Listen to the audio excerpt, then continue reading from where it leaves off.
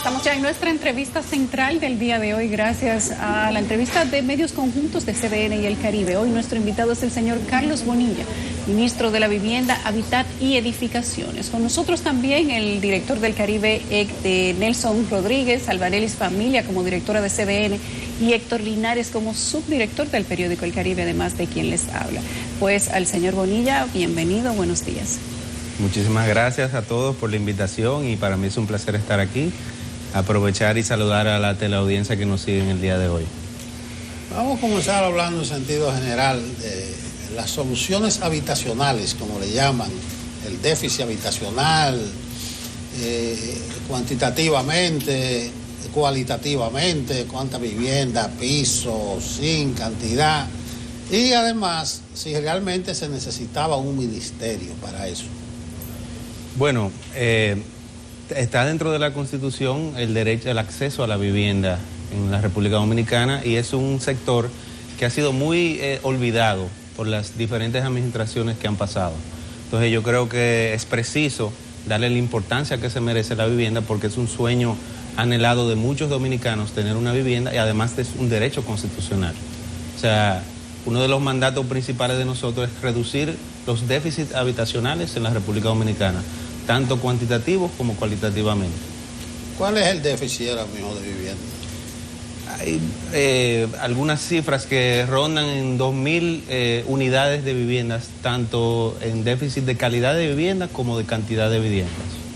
Para eso tenemos dos programas que estamos atacando esos déficits. El programa Mi Vivienda, que implica la construcción de más de 7.500 unidades en un año, y además de eso un acceso a la vivienda para personas que nunca han tenido la posibilidad y pagando 10.000 pesos mensuales aproximadamente van a poder tener esa vivienda.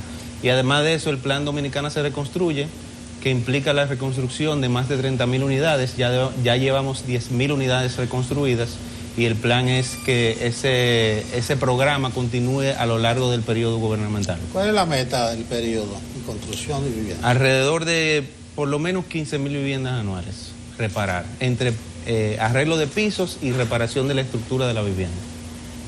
Bueno, muchísimas gracias, Carlos, por estar aquí con nosotros en esta entrevista especial.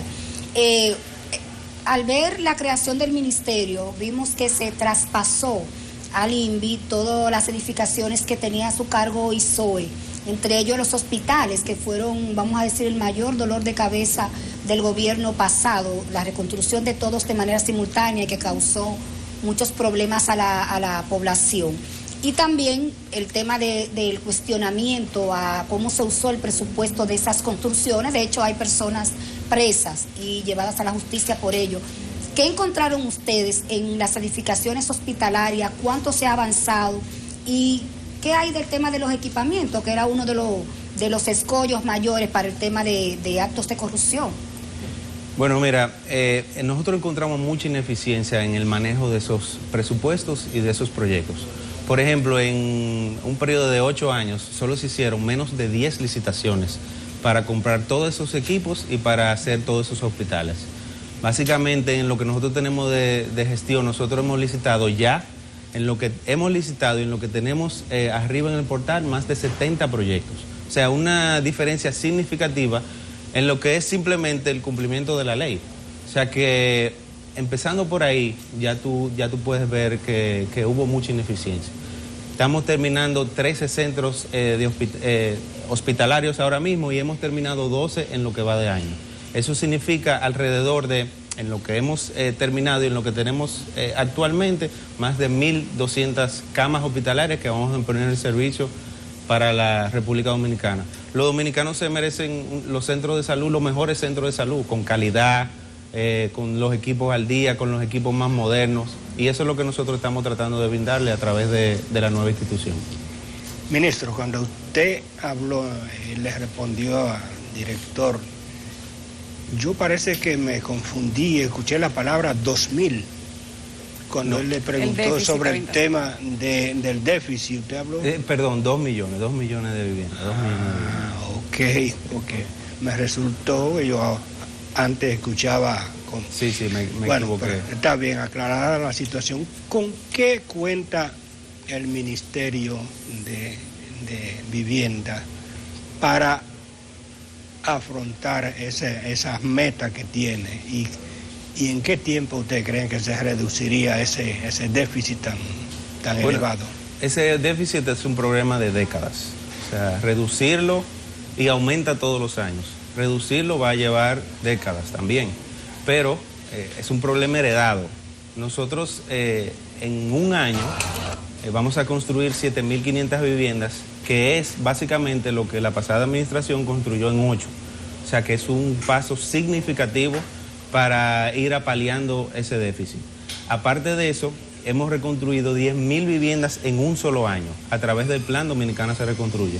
Me da mucha satisfacción personal poderle reconstruir a una familia su vivienda, porque eso le cambia la vida. O sea, hay gente que incluso minimiza un poco ese trabajo, pero nosotros le damos mucha importancia porque llega directo a las personas más necesitadas. O sea que también ese número de 10.000 viviendas en un año es un número muy significativo, porque nunca antes se habían reconstruido tantas viviendas en un solo año en un gobierno. Y eso va a continuar a través del periodo gubernamental. O sea que el déficit va en la gestión del presidente Abinader se va a atacar fuertemente. ¿Con qué cuenta? Presupuesto. Nosotros en este año contamos con un presupuesto combinado de alrededor de 15.000 millones de pesos. También un presupuesto que el INVI nunca ha tenido antes. El INVI manejaba quizás 2.000, 3.000 millones al año. O sea, la diferencia es muy significativa. Eso, ahí se nota el compromiso que tiene el presidente Abinader con la familia dominicana, porque en realidad una vivienda es para la familia. Cuando ustedes hablan de reconstrucción de cientos de miles de viviendas y construcción de muchos otros miles más, significa que hay un master plan, imagino, hecho. ¿De dónde sale la información de dónde hay que reconstruir viviendas? ¿Cuál es el próximo lugar donde se reconstruirá? ¿Qué cantidad van a reconstruir? Y el plan de la creación de nuevas viviendas, ¿a cuáles sectores va a impactar? Mire, nosotros estamos reconstruyendo viviendas en todas las provincias, pero dentro de las provincias atacamos los municipios donde veamos más vulnerabilidad. Y entonces, en el primer programa, por ejemplo, atacamos 4 municipios, y ya en el segundo programa elegimos otros municipios para que ese beneficio de esas reconstrucciones le lleguen a todos los dominicanos. Pero ¿cuál es el criterio de selección de la zona donde se van a reestructurar viviendas? Las viviendas más vulnerables de todos los lugares. Entonces, en todos los municipios hay problemas de vivienda y de reconstrucción de vivienda. Y los más urgentes son los que atacamos primero. O sea, los municipios donde se deben reconstruir más viviendas, esos son los primeros que atacamos. ¿Y cómo saben dónde hay que construir? ¿Tienen plan? Por ejemplo, aquí tenemos el Domingo Sabio, Ciudad Juan Bosch. ¿Se trata de proyectos habitacionales como este? En el tema de reconstrucción es No, el de construcción de nuevas. En la construcción de vivienda nueva empezamos por los municipios más importantes: Santiago, Santo Domingo Este, Santo Domingo Norte. Esos municipios donde se concentran una gran parte de la población que necesita acceso a vivienda y donde las plazas de trabajo también le quedan cerca de su vivienda. Elegimos lugares que tengan todos sus servicios para que el Estado no le salga muy costoso llevar esos servicios a esas ubicaciones, porque eso incrementa dramáticamente el costo del proyecto. O sea, son lugares totalmente urbanizados que le quedan cerca a las personas y cómodo, un medio de transporte para poder llegar a su trabajo, y que de la parte del sueldo que destinan a transporte no dediquen un porcentaje muy importante. Bueno, hemos estado hablando de los sectores más vulnerables, los sectores carenciados. Se ha estado trabajando mucho en la vivienda de bajo costo. También está la ley de mercado hipotecario y fideicomiso. No sé si tú tienes en carpeta o el programa de gobierno del PRM algún tipo de beneficio e incentivo de mayores facilidades para la clase media. Bueno, excelente pregunta. Actualmente en el Congreso cursa una ley donde se va a subir el umbral de las viviendas de bajo costo a 4.5 millones. Yo creo que eso es un ahorro o un beneficio muy importante para la clase media, y que se pueden aprovechar de eso, porque mucha gente que en clase media ya no alcanzan al umbral que tiene ahora, que es como de 3 millones y pico. Yo creo que eso es un aporte importante, significativo, pero nosotros no queremos competir directamente con los desarrolladores privados. Nosotros le damos los incentivos para que sea ya el mercado, los constructores, que armen esos proyectos y puedan crear fuentes de empleo y hacer esos proyectos. Nosotros nos dedicamos a los proyectos que son de bajo costo, que por cuestiones de presupuesto los desarrolladores privados no pudieran hacerlo. O sea, nosotros nos enfocamos en eso. Por eso te hablo de la clase media, porque la tendencia es a que quede relegada y todas las políticas públicas van a los sectores más vulnerables. Ahora, una vivienda de bajo costo de 4.5, cuando tú hablas del umbral, eso significa que en ese rango habrán muchas exenciones y facilidades. Exactamente. A través de la ley de hipotecario y fideicomiso para viviendas de bajo costo, las construcciones o los apartamentos o las viviendas que valgan hasta 4.5 millones van a tener todos los beneficios de esa ley. Por ejemplo, el Bonitevi, que le sale 11, 10% más barato la vivienda, aparte de la seguridad jurídica que le brinda el fideicomiso. O sea, eso es un beneficio muy importante para una persona de clase media. Ministro, ayer el presidente hablaba al concluir el Consejo de Gobierno que dentro de los planes para darle facilidades a los dominicanos en el exterior era que puedan acceder al plan Vivienda Feliz. ¿Cómo ustedes van a hacer posible esto? Porque, por ejemplo, hay muchos dominicanos que no tienen ningún aval económico ni financiero en República Dominicana. Bueno, ese programa está llevado desde el Ministerio de la Presidencia. Es un programa que tiene que ver más con acceso a vivienda que construcción de proyectos per se. Pero eso es un programa que se lleva desde el Ministerio de la Presidencia, no lo llevamos nosotros. Ustedes. Sí. Muy bien. Precisamente yo tenía una duda e incluso una inquietud. Ustedes son quienes por ley trazan la política de vivienda del Estado y definen los proyectos que hay que hacer. Entonces, ese programa que tiene una meta de 60 y tantas mil viviendas en el periodo, entonces no hay como una especie de paralelismo. Bueno, que no es lo mismo, y esa sería la continuidad de la ciudad Juan Bosch, pero ya no en términos de construcción, sino en términos de califican a los clientes y le dan un bono para que puedan ir al sector privado y compren una vivienda. O sea, no serían proyectos desarrollados por el gobierno, sino por básicamente el sector privado. O sea, no es lo mismo. No hay choque. No, para nada. Nosotros llevamos los proyectos en construcción, los proyectos armados y diseñados desde el gobierno, pero no esa parte. Recientemente los sectores de la construcción se quejan porque los precios han subido mucho, la materia prima, y aquí estuvo precisamente el presidente de la asociación que agrupa los constructores, los ferreteros, los vendedores de materiales, y él decía que probablemente no veremos bajada en los precios de los materiales hasta final del año que viene, por el tema de los fletes, de los incrementos en los precios internacionales, y los apartamentos no se dejan de construir. ¿De qué manera va a impactar esa alza de precios en materias primas de construcción a los apartamentos de bajo costo para la clase pobre, eventualmente para la clase media, como dicen ustedes? No, definitivamente ese problema de logística mundial, para llamarle de una forma, impacta en términos de que le sale más costoso al constructor hacer esa vivienda. Y por ende al consumidor también le sale más costoso. Es un problema no solamente de la República Dominicana, es un problema mundial. Pero cuando se activen esa maquinaria mundial de las materias primas, de los fletes, que ya abran todas las compañías y las ciudades y trabajen a su máxima capacidad, es un problema de oferta y demanda que mermará los precios eventualmente. Pero como todo, la maquinaria arrancó de repente, o sea, ese problema de oferta y demanda hace que suban los precios. pero todos los países del mundo están teniendo ese problema y nosotros no somos la excepción. Pero ¿se va a calificar esto en el precio del bono que recibe la gente o en el precio de los apartamentos que la gente compra, aunque sea con facilidades del gobierno? ¿Se refleja? Sí, por eso estamos, una de las razones de que se está subiendo el umbral a 4.5 es para mermar un poco eso. También hay un ajuste en la ley por inflación que contemplaría esa parte.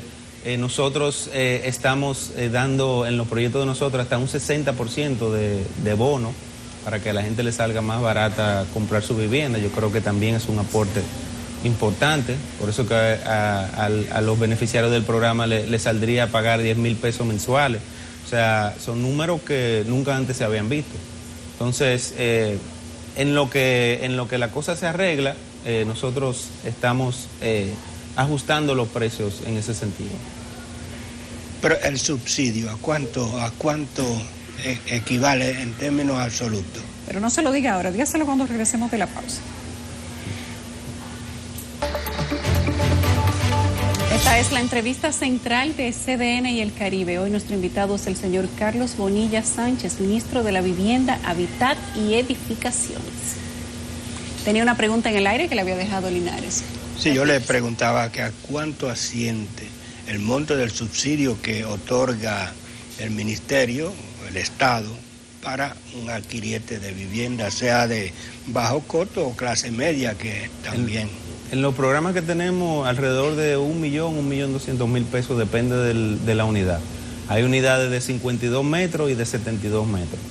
O sea, con eso es que hacemos posible que a la persona le salga un pago mensual tan bajito, 10,000 pesos. O sea, ¿por el tamaño de la propiedad? Por el costo. Precio.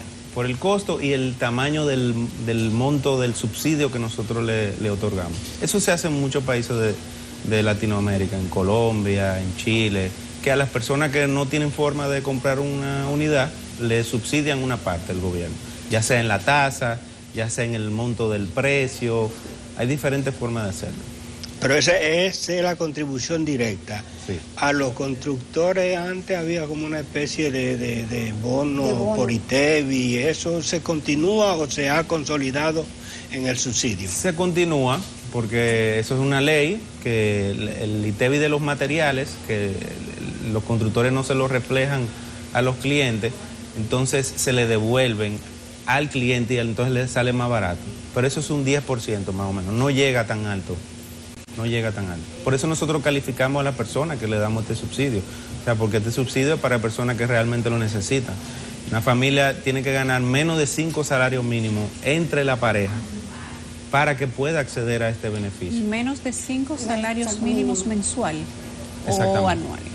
Mensual. Mensual, sí. Ministro, yo no veo diferencias sustanciales en lo que ustedes están haciendo a lo que hacía el gobierno anterior. Me refiero al enfoque para enfrentar el déficit habitacional.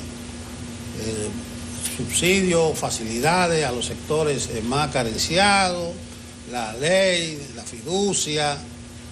Usted tiene una gran capacidad, yo estuve viendo, usted conoce, es del sector y ha estudiado. ¿No se necesitaría un enfoque más amplio y una política más agresiva para que tenga impacto en la solución habitacional? El subsidio, por ejemplo, en Ciudad Juan Bosch no era tan alto. El subsidio era del ITEVIS y del bono tierra que le daban, que eso no llega a un 15, un 17%. Nosotros estamos hablando de subsidio de un 60%. Eso es una política bastante agresiva que tiene el gobierno para poder dotar de viviendas a esa persona. Aparte de eso, concentraron en un solo proyecto una unidad importante de viviendas. Está Santiago también. Sí, pero eso no ha empezado, o sea, del gobierno anterior, digo. Sí, Santiago, 10,000, Santiago, está pensado así. Sí, pero no creo que hayan entregado ninguna vivienda, solo entregaron en Santo Domingo.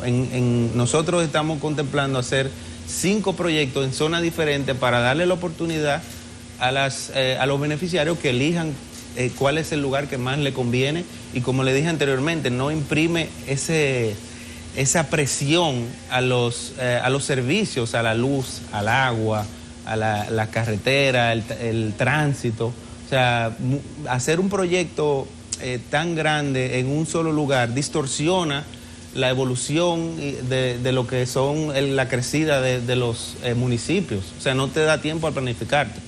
Entonces nosotros lo estamos haciendo un poco diferente, lo estamos dividiendo en lugares que la diferencia de esas unidades no va a afectar tanto a los servicios y a la planificación y al urbanismo.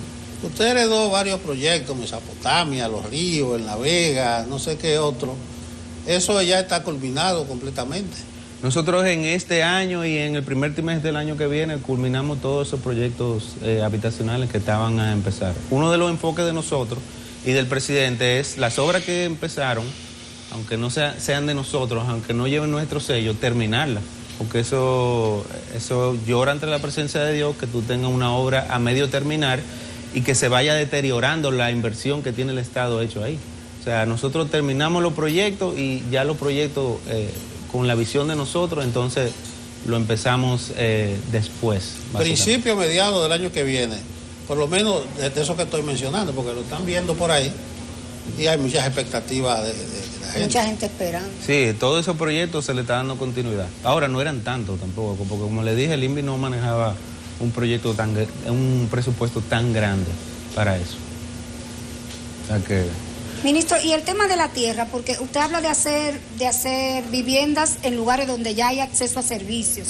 Sin embargo, el tema de los terrenos, lo que hemos visto siempre es que el SEA que tiene los terrenos que pueden ser utilizados por el gobierno para estos proyectos habitacionales y en la mayoría de los casos no hay servicios. Es decir, que ¿cómo lo van a hacer? ¿Van a comprar terrenos a particulares? ¿Cuál es la planificación? Depende del lugar. Hay en algunos lugares que el SEA tiene terrenos que vamos a decir, el terreno va a salir en un lugar idóneo para el proyecto y entonces se elige ese lugar. Hay lugares que lamentablemente ya el SEA no tiene terrenos y por ahí se necesitan viviendas, entonces nosotros se lo compramos a particulares. O sea, todo depende del lugar que se esté buscando para hacer eso. Pero todos tienen que tener servicios, tienen que tener una distribución adecuada para hacer los proyectos, que tengan escuela, que tengan comercio, que tengan acceso a transporte, que tengan todos los servicios, porque a veces ponerle los servicios sale 3 o 4 veces más caro que Eso no va a ser tan fácil porque la mayoría, insisto, de los terrenos están en zonas que no están habitadas y sobre todo en el Gran Santo Domingo. En Santo Domingo Norte usted mencionaba, quizá donde haya más terrenos todavía no hay servicios. Sí, pero todos esos proyectos ya están ubicados y tienen los lugares idóneos para... ¿Y dónde la gente puede acceder para ver dónde están los proyectos, cómo acceder a esos programas? Se abrió una convocatoria para los beneficiarios a principios de año. Duramos 3 meses recibiendo a personas para calificarlas y entonces ya ese proceso se cerró. Ya el año que viene, cuando se terminen esas viviendas, se abrirá una convocatoria de nuevo para poder calificar más personas para ese beneficio. Pero pueden ver las ubicaciones en mivivienda.gov.do. Escúchame, ministro, de conocimiento. Usted habla de 5 proyectos. ¿Cuáles son los principales y dónde están ubicados?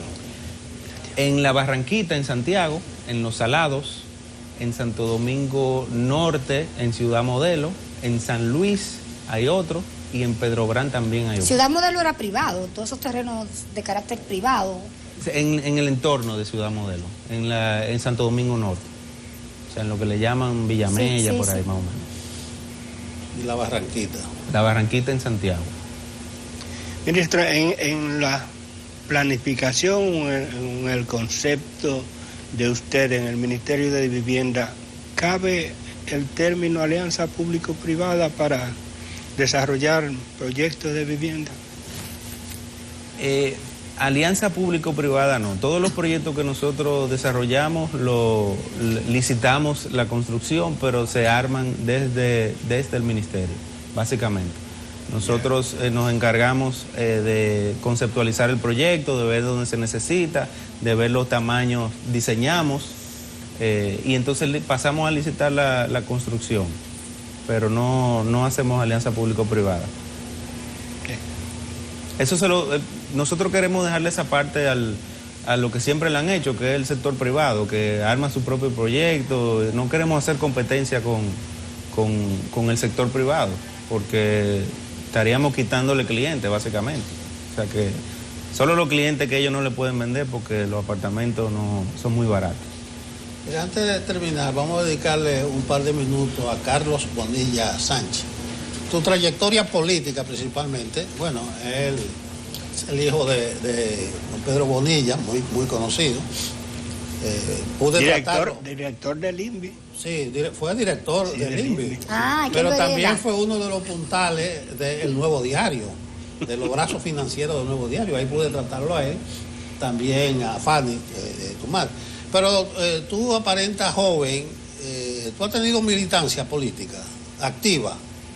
Bueno, yo siempre me he dedicado a construir, lo heredé esa vocación de mi padre. No sabía que había heredado la vocación política también, pero obviamente el destino me llevó aquí y siempre me he dedicado a la construcción de proyectos de vivienda económica, 20 años desarrollándome en ese sentido. Y manteniendo las relaciones básicamente y las inquietudes que mis padres tenían, de la mano del presidente Abinader, lo apoyé desde el principio, en el sentido de esas políticas de vivienda y todo lo que tiene que ver con eso. Pero del sector privado.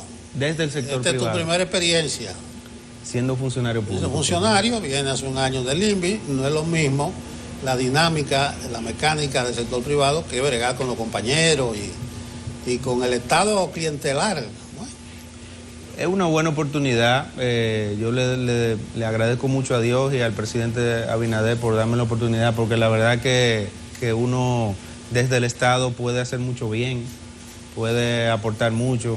Esa vivienda que uno repara, hay una parte que uno se conmueve mucho con esas cosas y es una experiencia enriquecedora, vale la pena poner su conocimiento al servicio de la gente cuando uno lo hace de una manera sincera. Yo creo que es muy positivo. Tú absorbiste el personal de la OISOE. ¿Cómo se dio eso? Nosotros llegamos y evaluamos al personal que existía, que manejaban esos proyectos y los del INVI. Entonces conformamos un equipo de comprometidos, de jóvenes profesionales comprometidos con su país, y tenemos un equipo bien aceitado, bien comprometido con la gestión del presidente y con la gestión de nosotros, y están realizando una excelente labor calificando todos esos proyectos. Nosotros hemos fiscalizado alrededor de 70 proyectos, encontrando diferencia entre lo que se pagó y lo que había, de alrededor de 2.000 millones de pesos. Había cosas buenas en la OISOE, porque era una entidad que acumuló mucho de crédito. Sí, había gente buena, claro que sí. Había gente que hacía su trabajo, que no lo dejaban quizás desarrollarse, para decir una palabra, pero había mucha gente buena, había de todo. Y nosotros no quedamos con lo mejor. Qué bien. O sea, que sea una OISOE 2.0 sumada al INVI. Sí. No, ya la OISOE eso no existe. No quiere ni que se lo mencione. No, eso no existe. ¿Qué es eso? Yo no lo recuerdo. Muy bien. Pero esos 2.000 millones, ¿qué significan de diferencia? Bueno, diferencia en lo que te pagaban y lo que habías realizado en el proyecto. O sea, si a ti te pagaban 2 millones, significa que tú vas a invertir los 2 millones en ese proyecto, pero a veces tú invertías 1. Entonces, cuando tú ibas a auditar la obra, te dabas cuenta, mira, pero tú nada más tienes invertido 1 millón. Que o faltaba material o faltaba dinero. Exacto. Pero los números no cuadraban. Exacto. Entonces nosotros, una vez nos dábamos cuenta de eso, le exigíamos al contratista, mira, el millón que te falta, vaya y póngalo. Y lo ponía. Y lo pone. Y lo pone. Claro. Porque a todo el mundo hay que supervisarlo. A todo el mundo hay que supervisarlo. ¿Y tienen un equipo de supervisión suficiente para tantas obras? Claro que sí. Tenemos un buen equipo. Venimos con la experiencia del sector privado. Y muchas de las personas que que normalmente no se hubieran dedicado a eso, por el hecho de que me conocían mi trayectoria y sabían la forma de trabajo, dijeron, bueno, pues déjame yo pasar esta experiencia contigo y involucrarme en esto. Eso mismo fue lo que yo pensé con el presidente Abinader. Si hubiera sido otra persona que me dice, yo quizá no lo haga porque quizá no sean los mismos valores, quizá no sean los mismos criterios, quizá no sean la misma forma de trabajar, pero uno se identifica con el líder de la organización. Y ese fue mi caso y ese es el caso de la gente que me acompaña. Muy bien. De hecho, ya ni siquiera corbata usan, están todos alineados. Sí. Al estilo del presidente. Sí. Yo tuve que mandar a planchar este saco, porque yo no me pongo saco. Yo me pongo mi camisa de trabajo, de ingeniero, porque yo tengo reuniones en oficina, pero la mayoría son en campo. Muy bien. Gracias al ministro Carlos Bonilla, que ha estado con nosotros el día de hoy en esta entrevista especial de Medios Conjuntos del CBN y el Caribe.